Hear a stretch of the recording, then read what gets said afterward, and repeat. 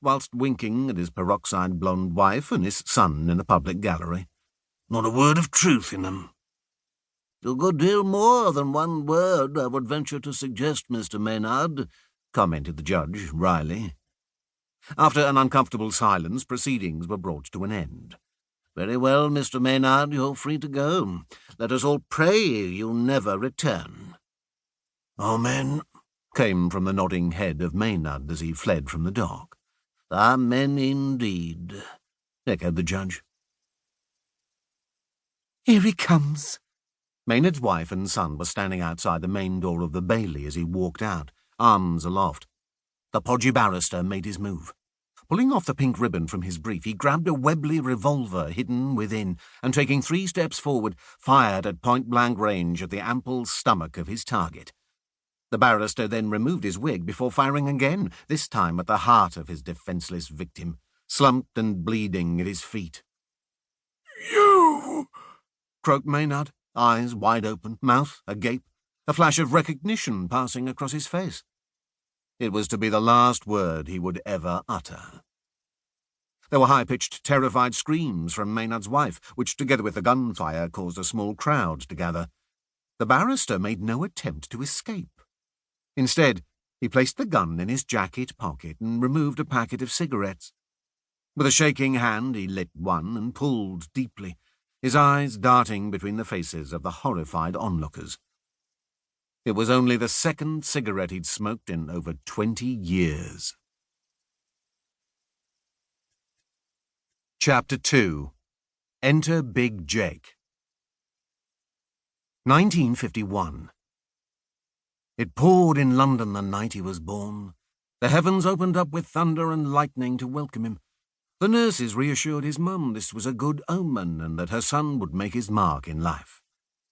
He was a huge baby, 10 pounds 4 ounces. His mum had been worried as he hardly cried on birth, but the nurses comforted her that this was another good sign and that he would grow up to be big and strong. "But will he be kind and gentle?" she asked. "With a mother as soft as you, what else could he be?" was the reply. On a sunny spring afternoon in London, there are few more pleasant pastures to take a leisurely stroll than Kenwood and Hampstead Heath. Jack Davenport, known to friend and foe alike as Big Jake, had been a frequenter there for years, invariably with Ernie, his right-hand man, and his G-men, Greaves and Gilzian, 2 Labradors named after his Spurs heroes. This week was no exception.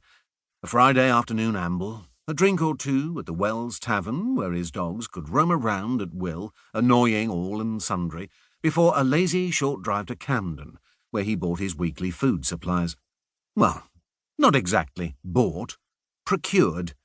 Jake rarely bought anything retail. The word was anathema to him.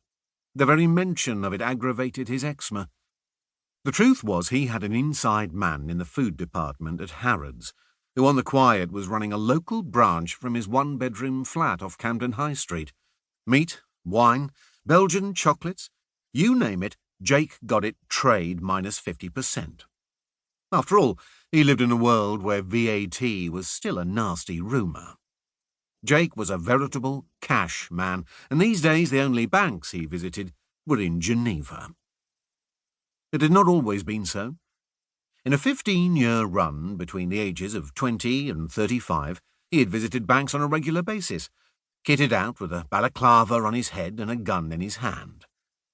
Anyway, no one was hurt badly, or rather, no one was killed.